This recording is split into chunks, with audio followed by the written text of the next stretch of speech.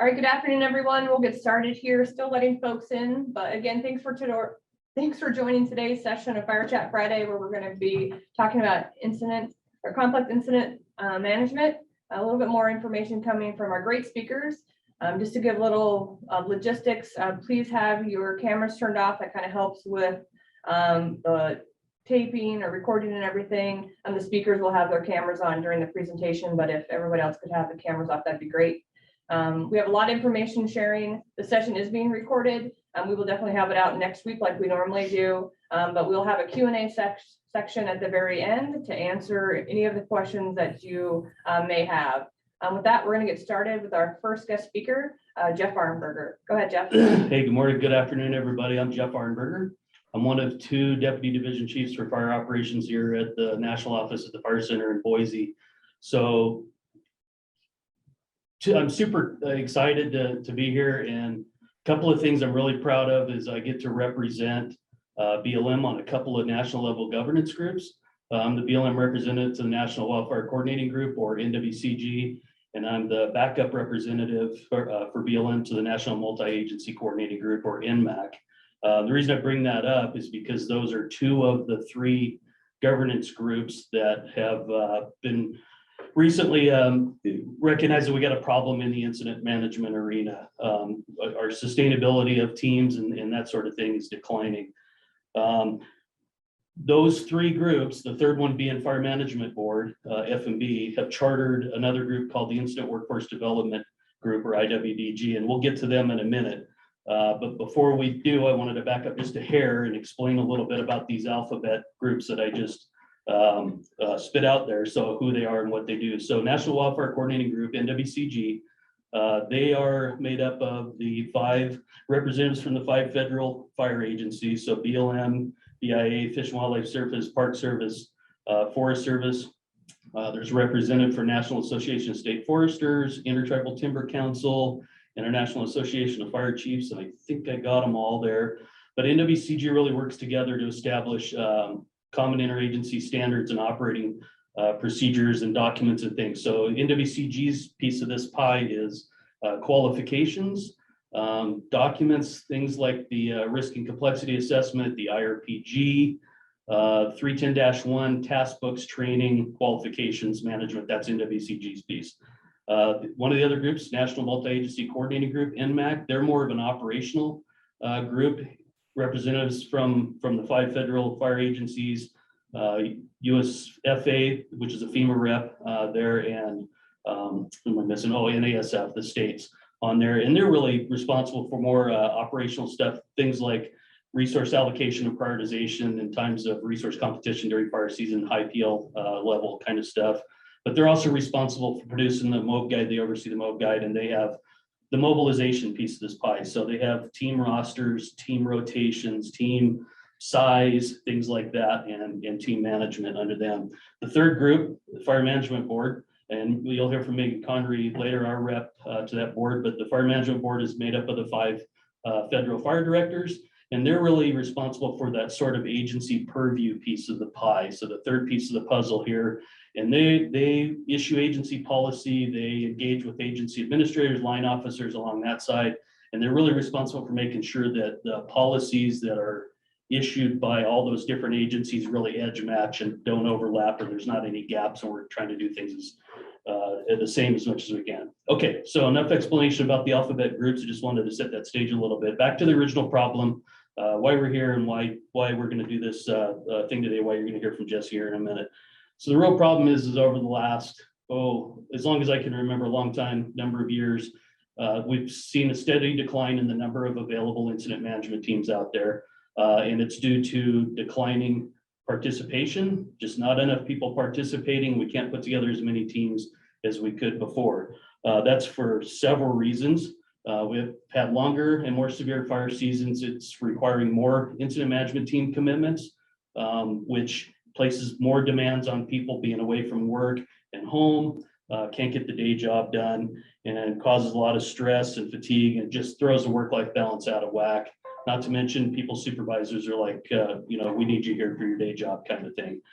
So that's a big driver in why participation's gone down. Another thing contributing to the issue is we really manage teams differently across the country. And there's just a general lack of standardization in how we do that across the system, which makes it really difficult. We've run out of incident management teams a couple times in the last couple of years, so we didn't even have the capability. If we had a new large fire, we didn't have the capability to manage it. So we're right on the cusp of having some serious problems over the next few years if we don't do anything. It's pretty obvious to most of us that the current model we're operating in terms of incident management, complex incident management, was built a long time ago with much different conditions than we have now, and we need to update that model as soon as we can. And otherwise, our ability to manage these large fires is going to be severely impacted in the next few years. So really, that's the problem in a nutshell, and that's why Incident Workforce Development Group was stood up, IWDG. IWDG was asked by those three parent groups to put together recommendations on how to fix this and an implementation plan, and that implementation plan was approved by the agencies here a year and a half ago, something like that, and we are right in the middle of trying to execute that and continue to execute that implementation plan over the next couple of years. So enough for me. I've been babbling for a while. I'll turn it over to Jessie, introduce Jessie Bender. She's the Incident Workforce Development Coordinator that works for those three alphabet parent groups. We've asked her a big challenge to get this ball across the goal line. So I'll turn it over to Jessie. Go ahead. Thanks, Jeff, and thanks for giving the overview of the parent groups. The really important part about having all three of those parent groups in place for IWDG is that it gives us avenues to get to all the aspects, all the challenges of teams and team management and large fire management. So we're not only looking at one segment of it. Like, for example, the standards under NWCG, we've also got the policy connection to FMB, and that's what's really important and what's different about IWDG versus previous efforts that have looked at this issue. Evolving Incident Management several years ago was looking at the same issues and coming to a lot of the same conclusions, but there were challenges with the oversight and the governance. And that was a big goal when FMB and NWCG and NMAC chartered IWDG, was to give us access to all of those avenues for change. I'm going to share my screen and go through some pieces of our IWDG story map that we have had in development for a couple of years now. This is the best place to find the current status of any component of the implementation of complex incident management, as well as some of the other efforts that IWDG has been working on for the past few years. And I know Jessica is going to put this link into your chat. The story map and the IWDG webpage both link back and forth to one another. So as long as you've got one link, you can really easily get to the other and find all the information and all the pieces that you could be looking for.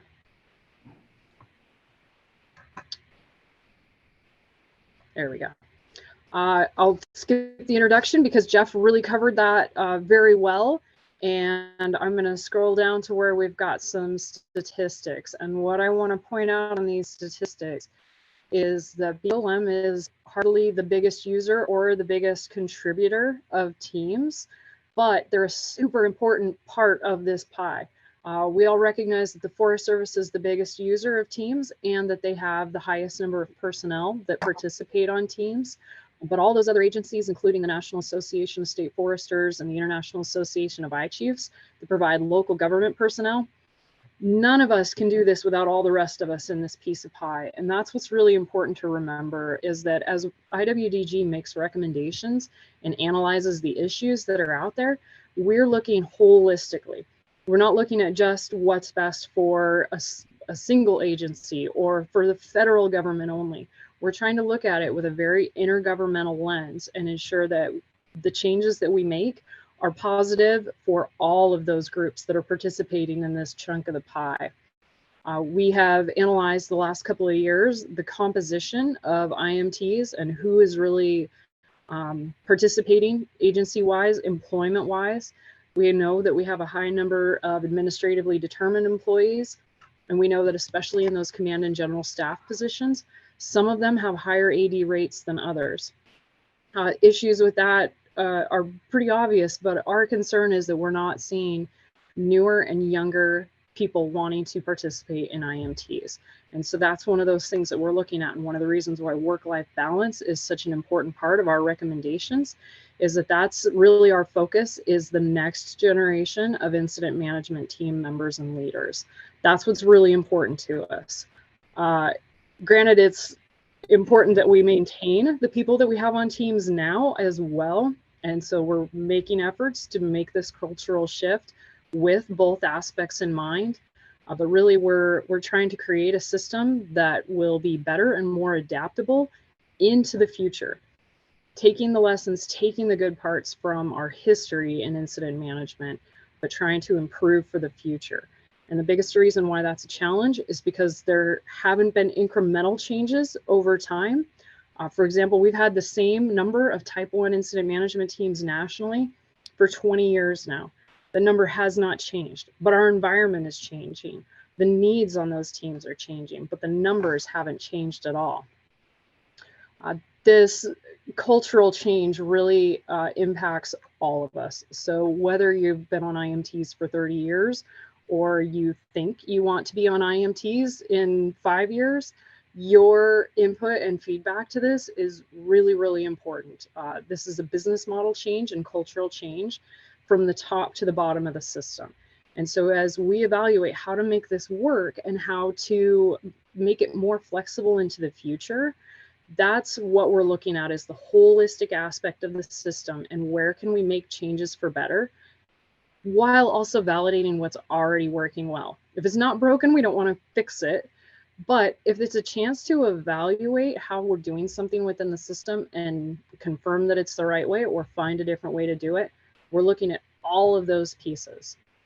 The idea of complex incident management teams, they're just incident management teams. They're not some new thing that we're creating and calling an incident management team. It's still an incident management team. You still have a command and general staff. You still have all of those unit leaders and functions filled out underneath the complex incident management team, but it's a new label. It's a new way of doing that same business. The intent is that they can expand and collapse so that as the incident grows in complexity or decreases in complexity, you change the personnel that are on the incident. You order more people when you need more. You release them as soon as they're not needed anymore so that they can either go home, get rest, do their day job, or they can go to an incident that does have a higher need. We're really good at expanding organizationally, systematically. We're good at expanding and bringing in more people. We're not very good at decreasing in size as complexity decreases. And there's some good reasons for that, and there's some institutional reasons for that. One of those pieces that we're taking a look at is days off. We have heard from people that they don't want to be released on day 12 because they're not going to go home and get their paid days off. They're going to get stiffed what they see as that opportunity. And that's a systemic change that we can make. That's something that we can impact. And so that's an example of one of these pieces within the system that we're trying to look at and make the correct changes to, because just changing that changes how people perceive what an assignment is. And if it has to be 14 days or nothing, basically. At this time, all of our Type 1 and Type 2 qualified personnel are in the process of transitioning their qualifications to CIM qualifications. And I'll talk a little bit more about that in a minute, but I want to focus on the rationale for a minute with this. It's really intended to stabilize our team numbers. It's not going to magically allow us to staff more teams overnight. It's going to be a long and slow change to really see the progress of it. But we're trying to ensure that team members are available, that they can do their day job, that they can come out on IMTs, and that they can still get time with their families. So it's really looking at work-life balance and all of those pieces, and to ultimately make more effective and efficient and resilient IMTs. We've been looking closely at how we can better equitably assign personnel across geographic area rosters and then across the incidents themselves. One of the things that we see happening, one of the problems that we have, is that a lot of people get locked into a roster and then they're unavailable for incidents that are emerging, and they might sit available in a roster for 2 weeks unable to go and help with another incident. We're trying to find ways to be more flexible within how we build our teams and who is on our teams so that we can ensure those ongoing incidents are still getting the support they need, while ICs can maintain a roster that's sufficient if they get assigned. But we don't want to keep people locked into rosters if we can find better ways to share resources and to share the people that are on our IMTs. Equitable assignments too doesn't mean we're restricting assignments. It means that we're looking for opportunities to make sure everybody's getting a fair share of the workload, so that we don't have vast disparities in the number of teams that are assigned multiple times a year or the people who are out more days than others. Fewer team types allows for more efficient management of our teams in all aspects. One rotation instead of two in each geographic area. Assignment lengths and the duration of transitions can be more effective. The current system, if we have an emerging type 2 incident and order a type 2 team, and then let's say in 2 or 3 days, the complexity increases, then the automatic button is to order a type 1 team. So now we've mobilized a team and a whole bunch of people to a place, and then we're going to mobilize another team and a whole bunch more people to a place, and they're all going to be on that same incident for a couple of days while they transition. And we've got this overlap that really slows down the whole process, and in the meantime is locking down 2 teams to an incident. Under complex incident management, what would happen is the same team would stay in place. What will happen, I should say, the same team will stay in place and they'll order more people to bolster that existing team. So it's a more effective and efficient transition through the incident complexity as well. The frequency of availability periods, and again, I already mentioned the equitable spread of assignments. Simplified workforce model allows for more effective management of agency, administrator, and public expectations. The socio-political aspect of many fires anymore is part of what's driving complexity from type 2 to type 1. So operationally, financially, logistically, the incident may not be that complicated, but there's a public perception and very often a political perception that you're not doing enough if you have a type 2 team assigned to an incident. We're trying to alleviate that burden as well from the agency administrators so that we can continue to assign teams where they're needed, when they're needed, without this perceived notion that somehow there's a different quality of service from one team versus another. We want to bring some equitability to how teams operate and create more IMT standards. Improving efficiencies so that we can be better about assigning the closest resource, not just the type of resource. Better identifying the positions that are appropriate for remote or virtual work is really important, and this increases the flexibility of the people who can be on assignments. If we can identify very distinctly and within the system, not just person to person saying, yep, that's great that you can be available to be a time unit leader virtually, we'll take you. We want to be sure that the system really supports that and that the pieces are in place, whether it's IROC or rostering, to acknowledge that, and then to ensure that for those folks who might be able to do their day job for 8 hours a day at home and then support the incident virtually in the morning, in the evening, on the weekends, that those kinds of opportunities are really built in, that they're part of applications for IMTs, that they're part of operating plans, and to make it very clear, not only to the individuals that there's an opportunity to do these kinds of roles, but to their supervisors, that we are looking for these flexibilities so they can get their day job done, they can take care of their families, they can have spaghetti for dinner at night, and then they can still support the incident as well. And then finally, streamlining the training, reducing the time to qualification, standardizing the capabilities of our teams, and basically improving the deliverability of people to the incidents and teams that need them. And this is very important to us. This includes type 3 personnel and teams. We've got an increasing reliance on type 3 teams. You heard Jeff mention we've had instances, multiple instances where we're out of teams nationally. And in those situations and in plenty of other times, we're asking type 3 teams to step up and do more than they've done in the past. and do it without really a lot of IMT type training, without the understanding of what those expectations are. And so they're building it as they go, and they're doing an outstanding job.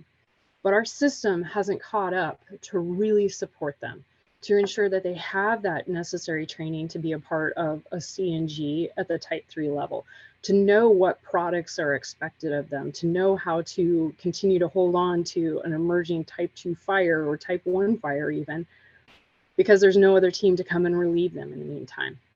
So they need a lot of support and backing really to continue to be effective and to be able to make that transition from type 3 to CIM in the future.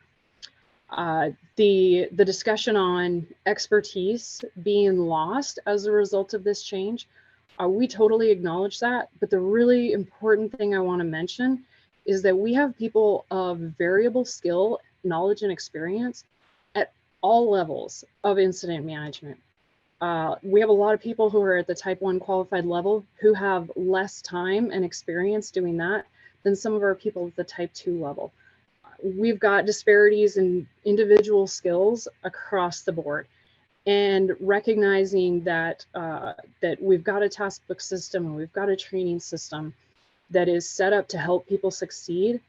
That's what we're focusing on, is augmenting that system to help people succeed and move from right now from type 2 and type 1 to complex incident management, and then in the future to make that transition from the type 3 up to complex incident management.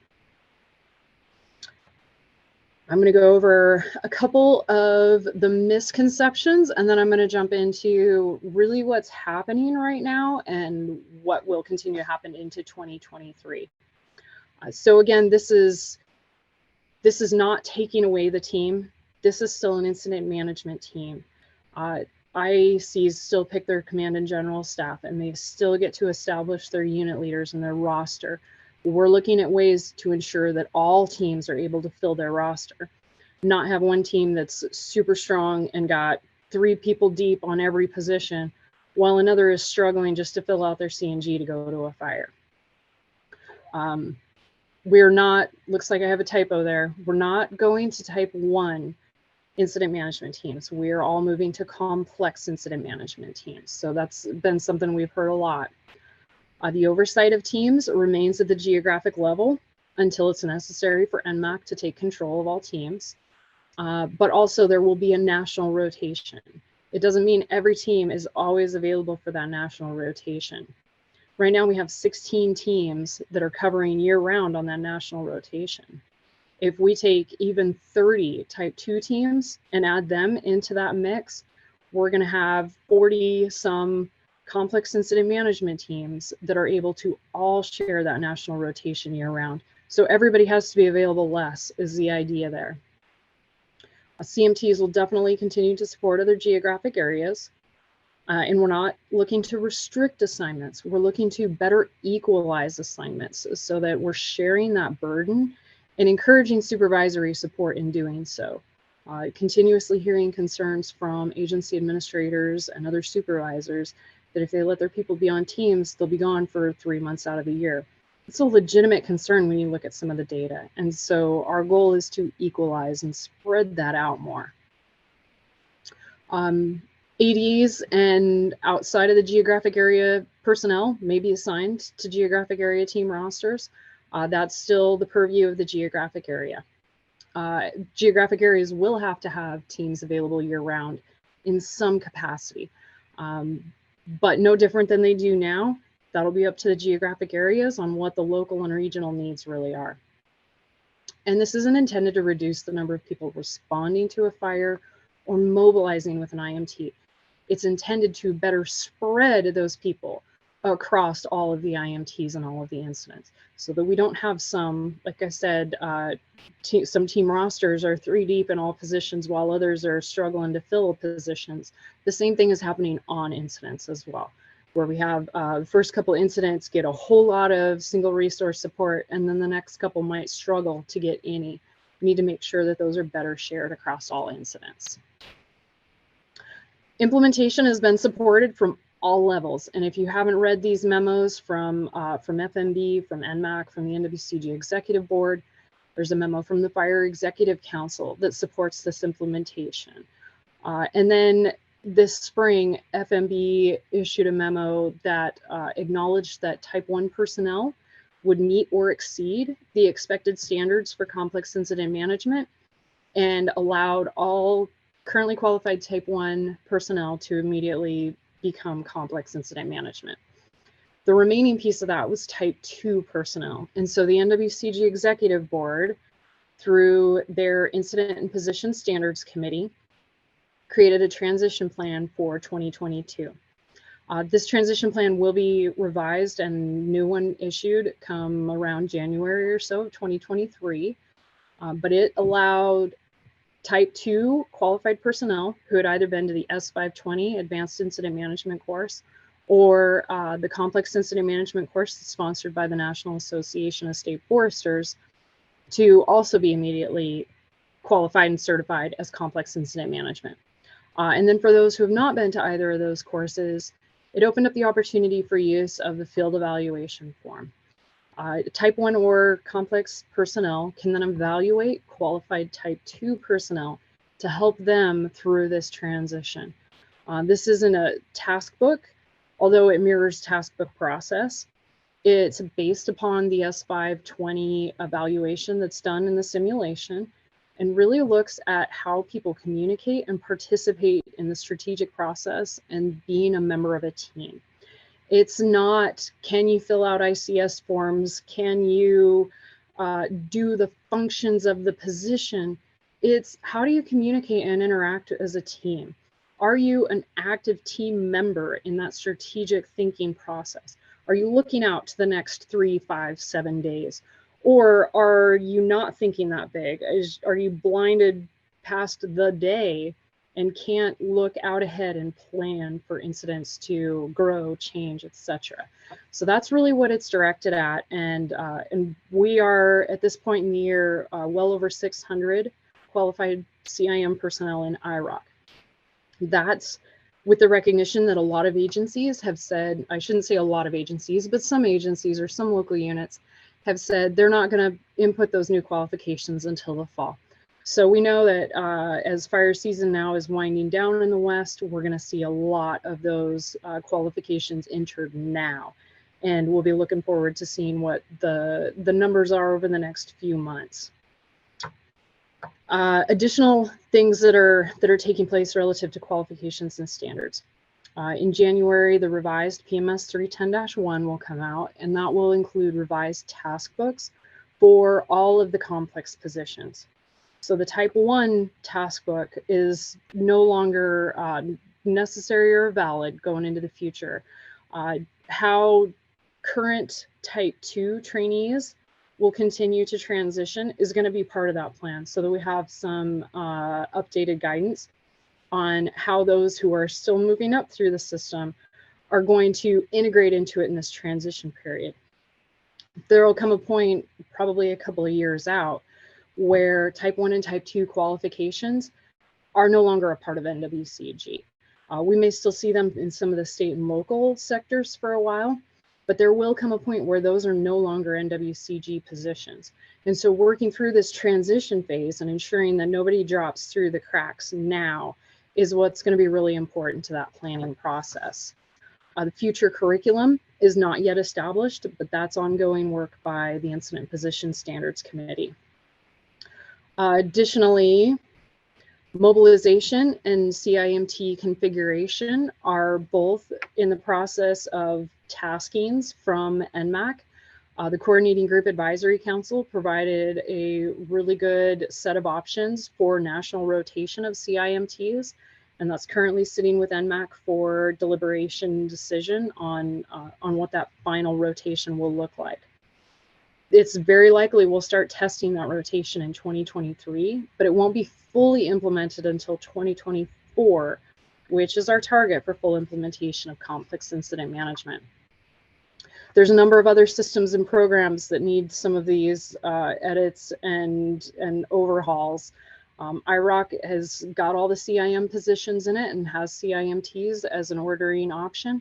The MOB guide is going to need a a bunch of edits, whether it's just to change words from type 2 and type 1 to really establish where CIMTs fit going into the future. The ICS 209 program, the Incident Command Application Program, ICAP, both of those are still in need of some edits prior to being fully available and ready to support this. The Incident Commanders Advisory Council is currently working on a tasking for what the configuration of the team looks like. The goal with that is to establish that minimum roster so that an ISC knows they've got enough people on their team to go to an incident and flex from there.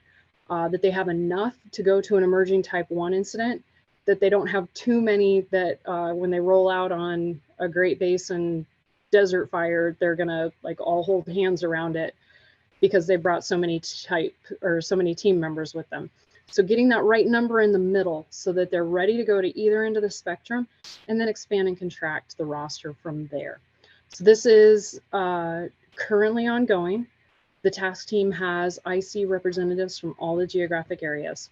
So if you have input into that and you don't know who your geographic area rep is, let us know and we'll make sure you get tied in with them so that you can provide them with the feedback to bring to this task team. The response is due in November. And although it may be a little bit late, the task team is making really good progress on establishing what that roster needs to look like and making recommendations on appropriate assignment length, keeping in mind those the days off conversation that I mentioned a little bit ago too, and ensuring that we're providing for people to have days off and not to pin ourselves in on either end of that spectrum, to ensure we can let people go when they're not needed without some sort of stigma that they need to stay to get their days off. There is a whole lot of agency purview, policy, directives, other systems that need to be evaluated and edited and revised also. Another big one that the Incident Position Standards Committee is working on is the Wildland Fire Risk and Complexity Assessment. And the intent with this revision is that it won't just say, this is a type 1 fire, or this is a type 2 fire, or that you need a team, but that it'll drill down further into where the complexity of that incident is. Is it that social political aspect? Or is it more that the finance package is going to kick the local units butt? And that's what they really need bolstered, is the finance section. Operationally, is it a really big fire and going to need a whole lot of division supervisors and other operational personnel, but logistically and financially is pretty run of the mill? If we know where that complexity on the incident is, we can better bolster that portion of the roster and that piece of the staff specifically. So that's one of the goals there. And I'm gonna go ahead and drop down to the bottom here to talk about feedback to close.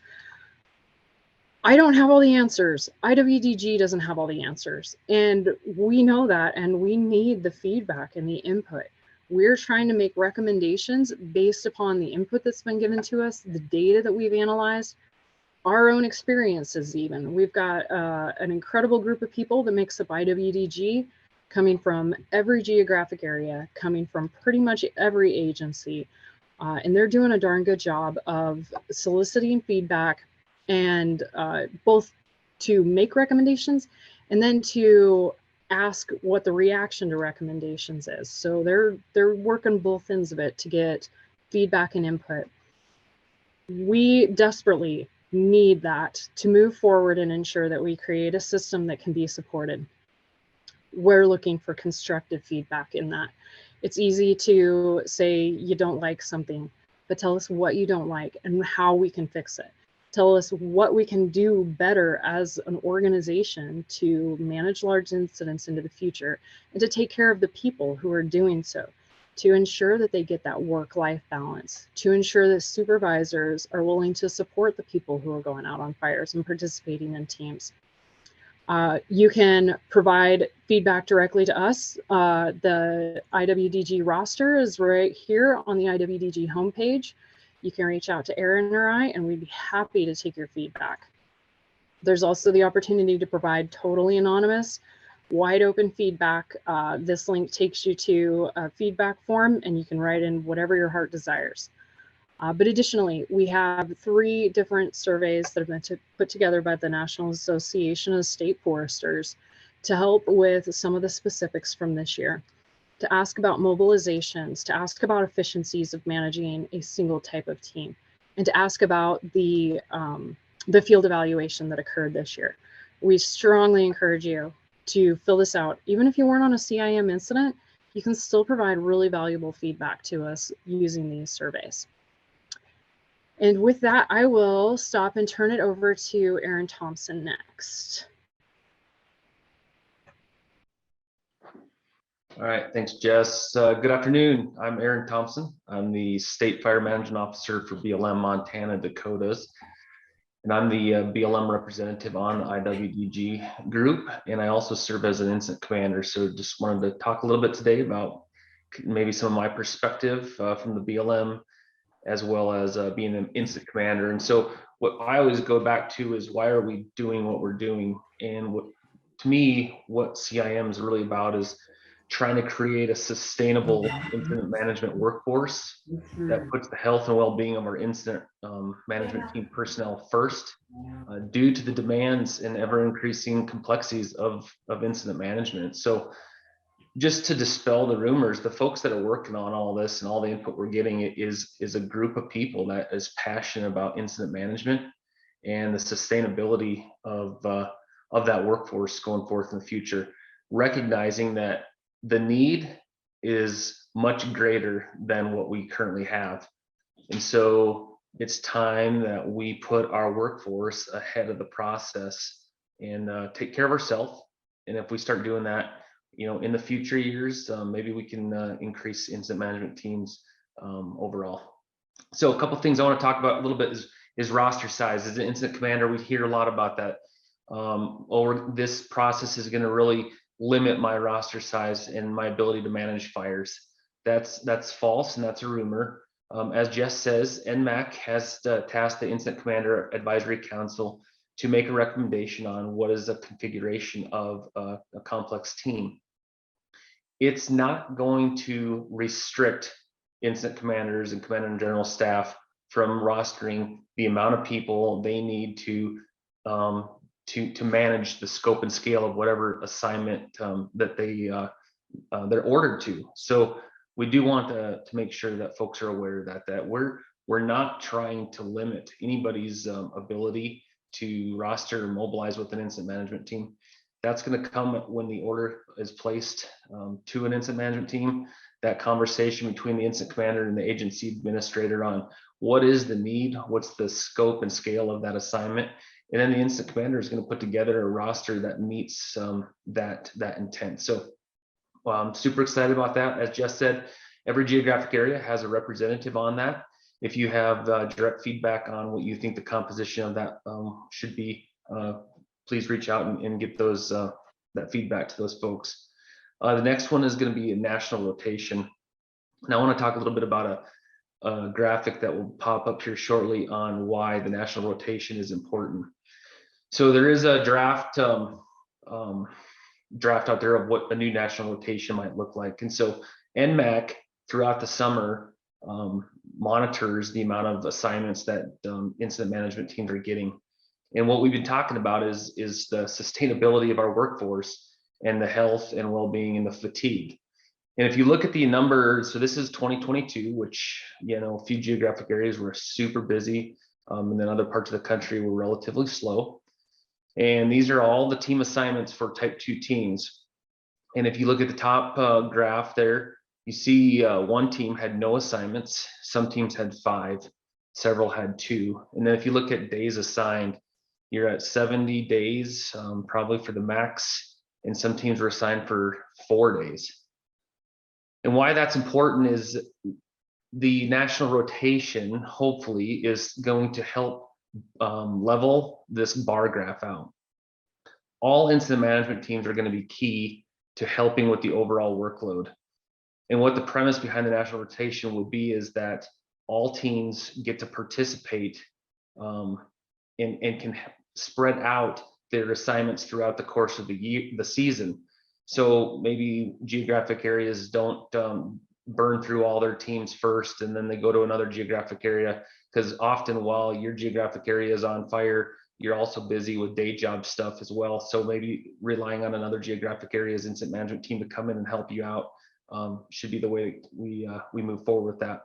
But really what we're looking for is the overall getting all teams exercise and the ability to get some training and experience, but also not having some teams needing to mobilize 6, 7, and 8 times. And that leads back to our recruitment and retention. A lot of our agency administrators are concerned about their employees participating on teams because they're mobilizing 70 days of the year. And so that's a problem that we can fix within the fire community by looking at the rotation a little bit differently. Scalability of a complex team, just hit on that a little bit, but really if we can scale appropriately, it's going to allow for us to be more efficient and effective with critical positions. We often think about scaling up to a larger, more complex fire, but also scaling down. A lot of us mobilize fairly heavy, and we don't want to reduce those positions on our team, but those positions can be critical to another incident that is in dire need of a comms unit leader or food unit leader, supply unit leader. And so if we can scale better and more efficiently across all geographic areas and all incident management teams, we'll be able to assign critical resources better in those areas.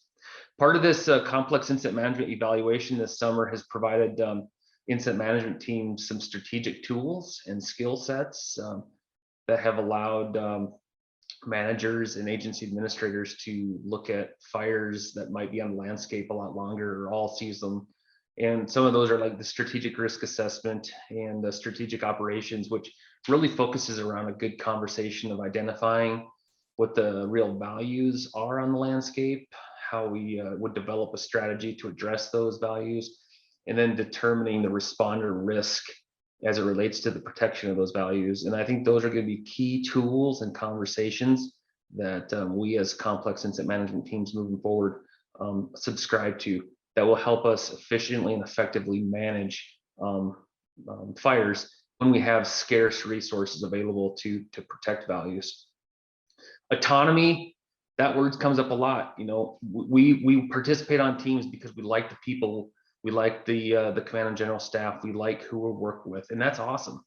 That's kind of what Director Stone Manning said yesterday about BLM in general. People work for the BLM because they like the people and they like the mission. It's the same with incident management teams.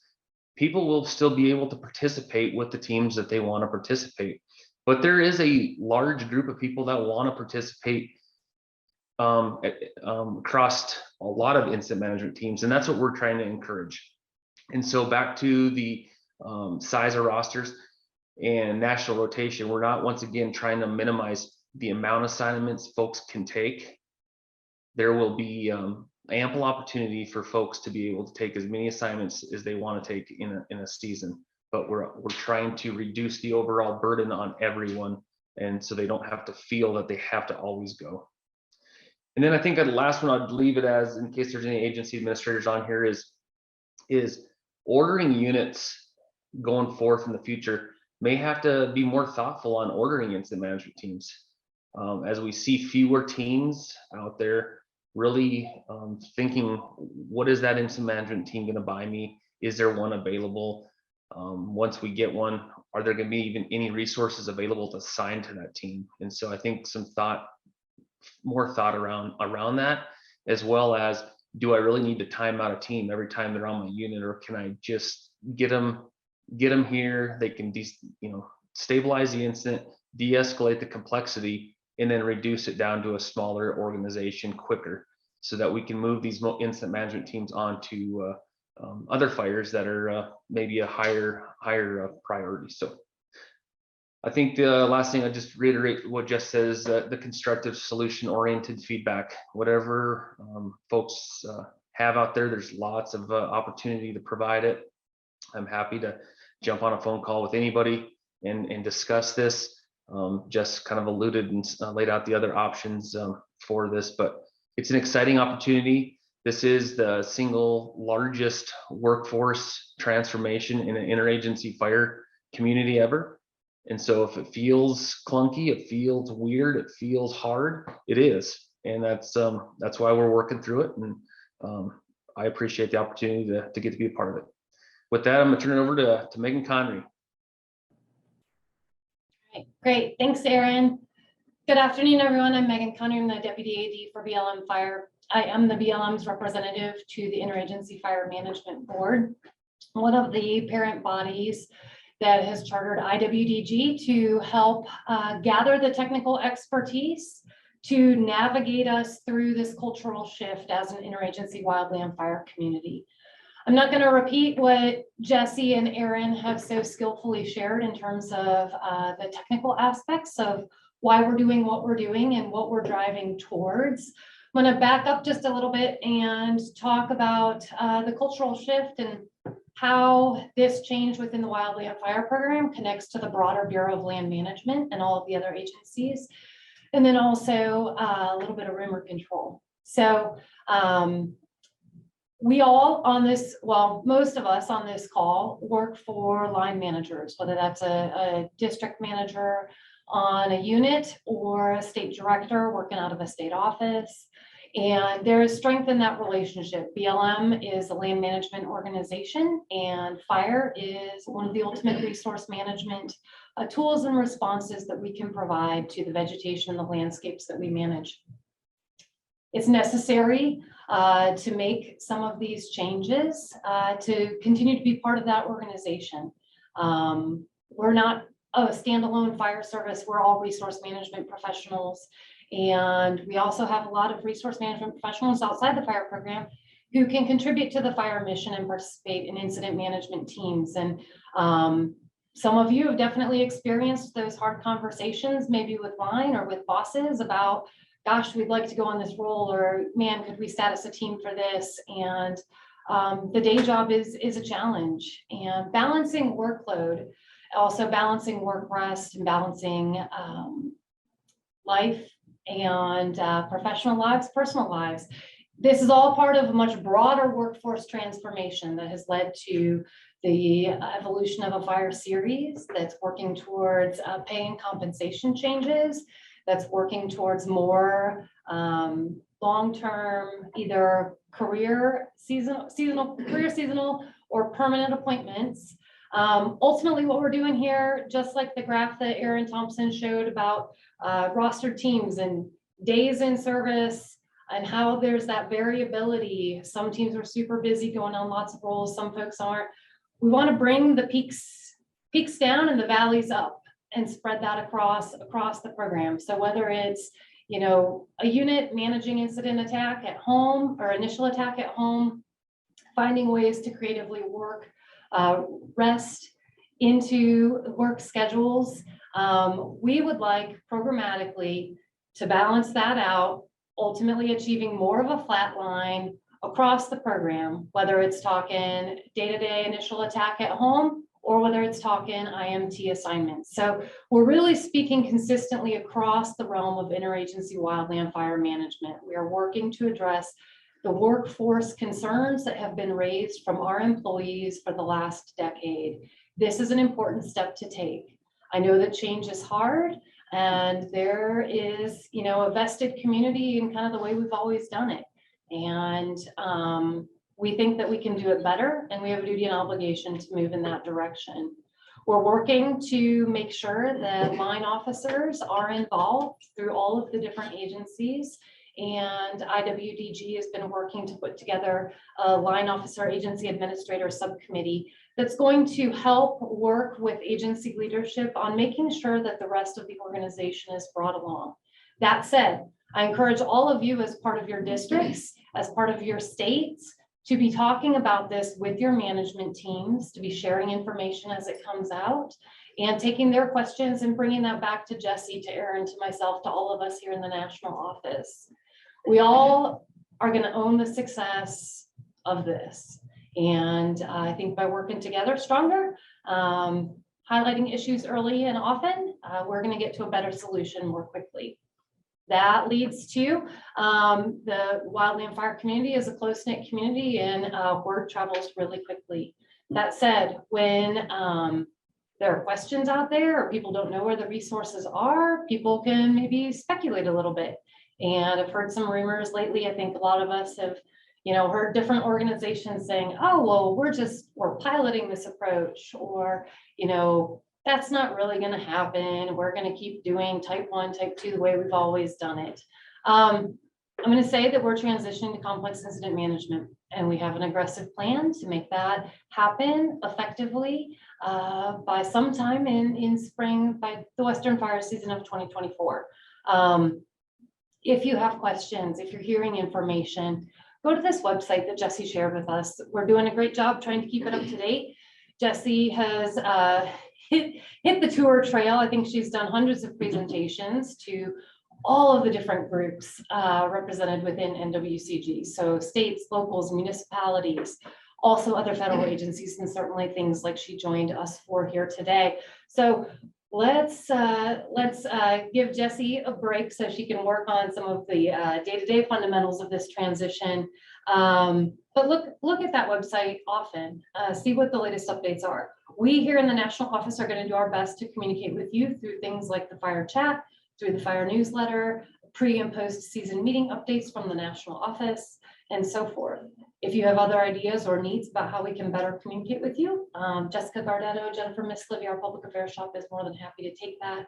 But rumors, speculation, there's a lot of great facts out there already.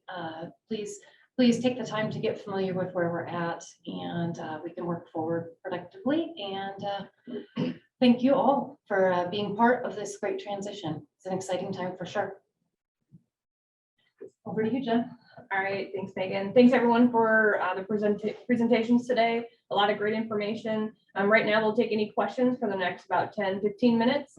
We always want to keep this to an hour, so want to still answer everyone's questions. So put them in the chat or raise your hand, we'll answer. Or if you don't want to do that, you can also add them to the feedback for the IWDG webpage that Jessica has posted in the chat box. So we'll hold for a few minutes to address any questions that you might have.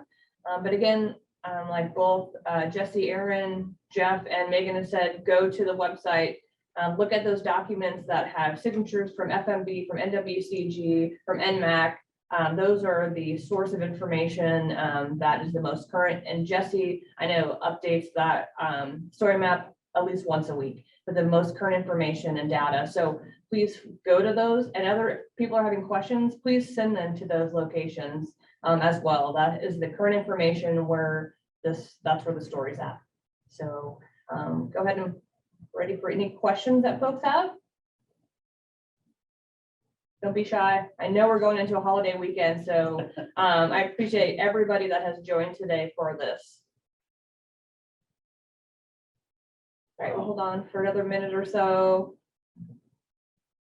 In the meantime, the recording will be sent out probably Tuesday, Wednesday. There's a holiday on Monday, so Sherry Asherfield will get it all ready and formatted, and we'll get it out most likely on Wednesday with all these links and also a link to the feedback page. So with that, I don't see any questions. Oh, thanks, Jesse. Thanks, everyone. I thank everyone for joining the session today. We appreciate your feedback. Looking forward to that. Our next Fire Chat Friday, we're still looking at the date, but I think it's scheduled for October 21st, will be BLM's prescribed fire program. There's too many fires. Give you a little more detail with Angie Simpson, Jolie Pillay, and her staff. So have a wonderful weekend. Enjoy time with your family and friends, and have a great fall. Thanks, everyone. Have a great weekend.